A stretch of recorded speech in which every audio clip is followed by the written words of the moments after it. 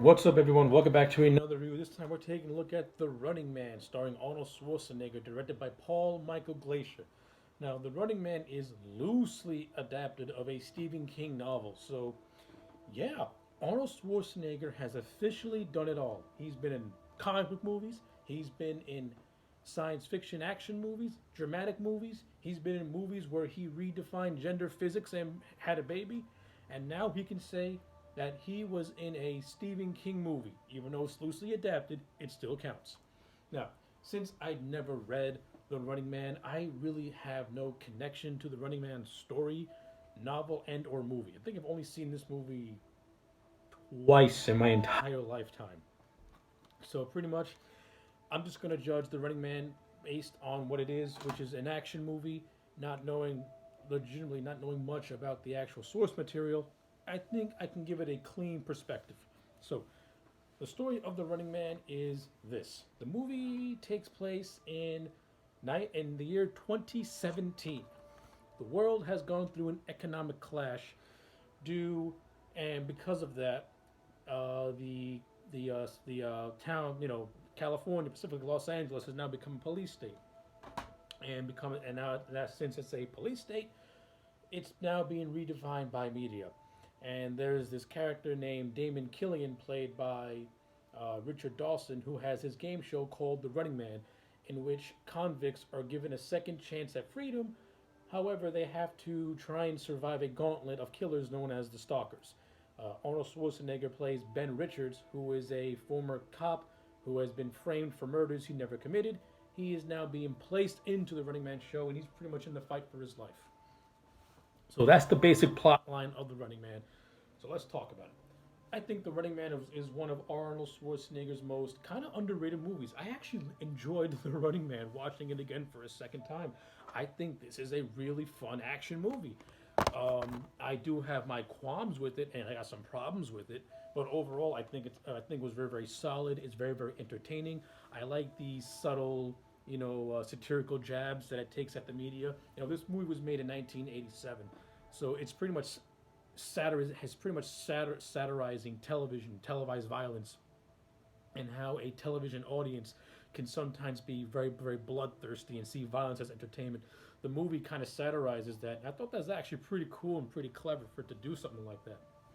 A lot of Arnold movies have little subtle doses of satirical elements to them, and The Running Man is not really any exception.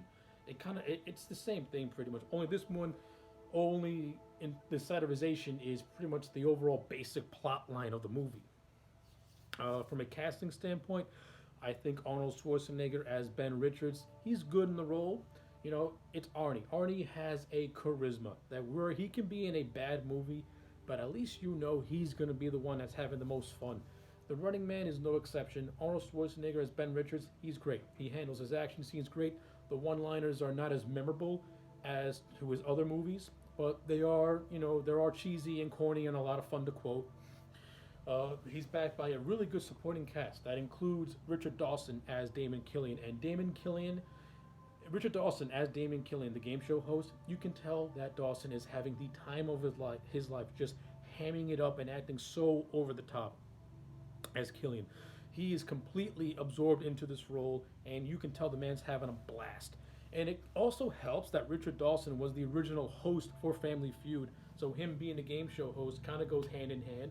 But in this movie, he gets to be an over exaggerated version of himself, and the man is just having a ball. And he's great. Richard Dawson has a lot of charisma that really shows on screen. Uh, you also have a supporting cast that includes Jesse Ventura, Yaflacado, Mick Fleetwood, and Maria Conchita Alfonso, who plays a character called Amber, who's Arnold's love interest throughout this movie. And I thought Arnie and Maria Conchita have a decent chemistry on screen. At first, it starts off very rocky, but as the movie progresses and Amber gets thrown into the Running Man show, they join forces to try and survive. So yeah, I thought that stuff was handled fine. I like the relationship that Arnie has with his two friends. One of them played by Yaf Lakato, and the other one played by an actor whose name I completely forgot. I thought, the three of them, I thought they worked really well off one another. I would have liked to have seen more scenes with their friendship really developing, so that way when his two friends start to get killed off, I would have had more of an emotional connection to them. But in the scenes that I did get, okay, I buy the fact that they're friends, and I buy the fact that at first the relationship started off a little bit testy. Jesse Ventura has a role in this movie where he plays Captain Freedom, and I think this movie completely underutilizes Jesse Ventura. You know, I was liking Jesse Ventura in this movie. I thought a lot of his peppered scenes were actually really, really funny, and I like how he plays a retired stalker and pretty much became like an infomercial host, kind of similar to what's that guy's name? The exercise guy. I can't remember what his name was. The guy from the '80s. He wore like the short shorts, the gym shorts, and had an afro, and like a Jufro. The character of Captain Freedom in those infomercials, they're very very similar to one another, and I thought that was really really funny. And in this movie, and of course throughout the movie, Freedom has a little bit of a tension with Killian as well, and I would have liked to see more of that. I mean, the movie does give us Ventura and Arnold having a fight, but it's a propaganda fight. Like it never really happens between the two, and I would have liked to have seen more of that happen. To tell you the truth, I think the ending would have worked much better. Where instead of Damon's security guard turning turning babyface on him, it's Captain Freedom doing it instead. Since Freedom doesn't really like Killian, I thought that would have been much much cooler to see Captain Freedom and Ben Richards team up to try and take down Damon and destroy the Running Man TV show. I think that would have made much more interesting and would have given Jesse much more to do. But in the few scenes that Jesse Ventura is in this movie, I thought he was great. I thought he was hilarious. And it's Jesse Ventura. He, like Arnold, has a lot of charisma. And it's a shame that the movie didn't really utilize him properly. I thought the first 46 minutes of this movie does kind of drag a little bit. It's not all the movie doesn't really pick up steam until Ben Richards is in the Running Man show, and he's going through the gauntlet of killers. You get a character played by Professor Tanaka called Sub Zero, and they have this scene in a skating rink, which is really entertaining. There's this other opera guy called Dynamo who has a little bit of a rivalry going on with Ember, and it's actually Amber who ends up killing Dynamo at the end of the movie. I thought he was okay too, and he looks absolutely ridiculous. He looks like a Roman knight he looks like a Roman knight Christmas tree, to quote Ben Richards in the movie. He looks completely ridiculous, and his whole gimmick is that he's an opera singer, pretty much. And you got this other guy who's like a pyromaniac that Ben Richards takes care of. So like the gauntlet of stalkers that Ben Richards goes through, the fight scenes are very entertaining and they're all really well done. And for the most part, I thought Glasser does a good job at directing this movie. He doesn't bring any visual dynamics to this movie. It's pretty much a straightforward action flick.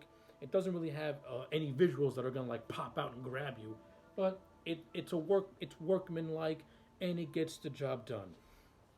The overall production design, I love the look of the dystopian future of Los Angeles. I like how pretty much the only source of entertainment is the Running Man show to quench the bloodlust of its audience. I thought that was pretty cool and good stuff as well. You have this subplot of a resistance that's rising up to take down Damon Killian and the police state of Los Angeles. And of course Ben Richards and Amber join that resistance with Mick, who is being led by Mick. That's being led by Mick Fleetwood, and it leads to a very entertaining shootout near the end at the end of the movie. So that stuff was fine too. So yeah, those are pretty much my thoughts on The Running Man. At the end of the day, I'm gonna give it a solid 8 out of 10. It's a very enjoyable movie. I like it a lot. It's not definitely nowhere as good as Commando or any other Schwarzenegger's movies, but for what it is, I enjoyed it. Of course, as a adaptation of a Stephen King novel, this movie is really loosely adapted of said novel. And in reading some highlights of the Running Man novel in preparation for the review, yeah, the movie takes a lot of great liberties, particularly with the character of Ben Richards and how he's portrayed, and some story elements as well are completely switched around. But overall, by itself, I like it. It's good. It's entertaining, and yeah, I recommend it. So yeah, those are my thoughts on The Running Man. Let me know yours in the comment sections down below. Like the video and subscribe, and I will check you back next time for more.